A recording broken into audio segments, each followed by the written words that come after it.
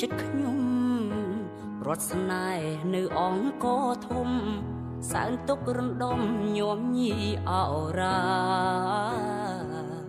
អោខេត្តសៀមរាបជ្រាបចូលវិញ្ញាណស្នេហានៅក្បែរប្រាំងប្រាថ្ងៃដែលបានជួបមិត្តអូ